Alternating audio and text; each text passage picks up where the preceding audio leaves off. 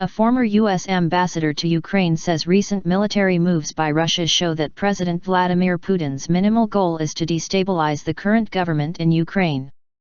John Herbst, who now directs the Eurasia Center at the Atlantic Council, a Washington think tank, said from Kyiv that Putin is seeking to ratchet up the pressure on Ukraine, and in order to do that, he can't simply sit behind the ceasefire line.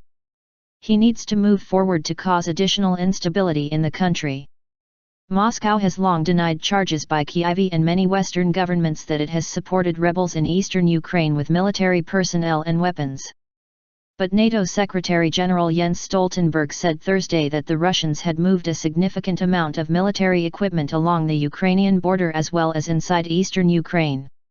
They have provided the separatists with well above 1,000 pieces of heavy equipment, advanced weapon systems, advanced air defenses, tanks, artillery, he said. The latest moves, he said, violated the European brokered truce signed in February in Belarus and gave the separatists the capacity to launch a new, big offensive with very little warning time.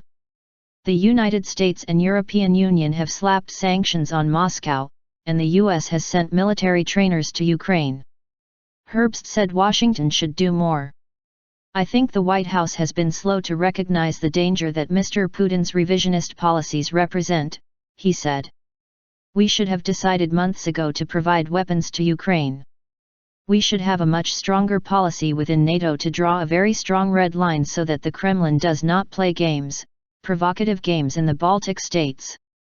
Fighting between government forces and pro-Russian separatists in Ukraine has killed more than 6,000 people and displaced 1 million others.